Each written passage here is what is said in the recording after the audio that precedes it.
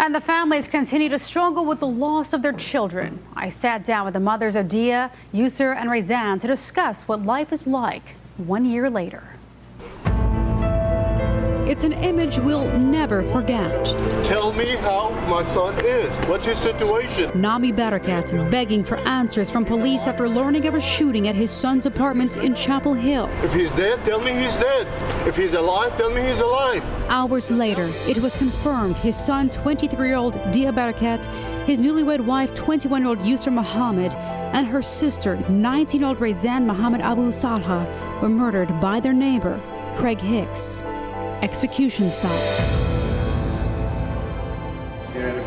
3 nights after the shootings, I interviewed both fathers. As a mother, I have to ask this: how are your wives doing? They're taking it very, very tough. It's very hard on them. They're heartbroken. I can tell Amira is hardly having any sleep. Nearly 1 year later, I asked the mothers, Amira Bamia and Leila Barakat, the same question. We're still healing. Hopefully we will, with time, we'll feel much better.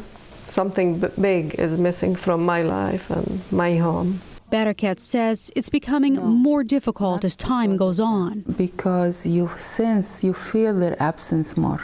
It's harder, it's not getting easier. Yusur and Rezan's bedrooms at their parents' home, the way they left them. This one was gift from Dia. He went to visit a friend to Florida. Nice. So he bought this one. Aww. Bamia proudly showing me their many medals. And the basketball, you said she played basketball. Yeah, really.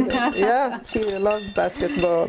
And Rezan's artistic talents. She wanted to be an architect. That's great. It is. Very good work. Very good work, yeah. Bamia says every morning she still stops by their rooms and says good morning to her girls, nicknamed Zizi and Susu. Yeah, I come to their room and hug their pillows and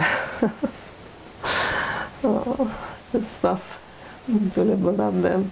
But this is God's wish and we accepted it. Bamia says she feels their presence and that gives her peace. Barakat agrees. I'm living with them. It's not only when I go to his room. I feel three of them are with me wherever I go. Bamia says in the days leading up to the shootings, her daughter Yusur expressed concern about Hicks.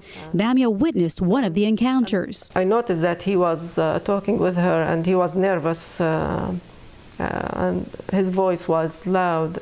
And she came back to me. I told her, what's wrong? She told me, this neighbor, this is the second time he gave me a hard time. So immediately I told her, let me talk to him and see what's the problem. She said, no, please, Mom, don't talk to him. He's my neighbor, and with time, he will know us, he will know me and Dia, and hopefully will become like real neighbor, a close neighbor. Never in your wildest dreams would you ever think it would escalate to something like Exactly. I don't know why he just went to their apartment and with his gun and did what he did. There is no cause unless if he planned it. That's what I'm thinking. He planned it. This is something that he planned. I believe it's because they are Muslim. If you could talk to Mr. Hicks, what would you say to him? He shot Dia again. Why did he shoot him again? He was helpless.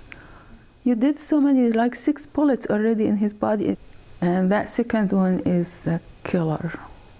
Killed me. Because I realized he is the last. He saw it all. He heard it all. He lived it all. He lived the horror. And why is that? I want to ask him why. But their legacy is alive and everywhere. So Hicks will be sorry for all the rest of his life. They were kind, gentle, smart kids. Loving, forgiving. Exactly. They like to help others. Yusur, my sweet Yusur, with her curly hair and bright eyes. And then also very pretty young lady with beautiful black hair and beautiful black eyes. I love her. She's my Snow White. that story that when I saw her in the coffin, she always looked like Snow White, white, and she was smiling. Yes, Lord, you're my best friend, you're my role model, you're my favorite sister. For a few moments, we put the tragedy and tears behind us. 3 moms sitting together, laughing. We looked through pictures and videos as they reminisced about the good times and the memories that will forever live on. Such strong women, and they say their faith keeps them strong and they believe their children are at peace. They also told me they don't want revenge, they just want justice.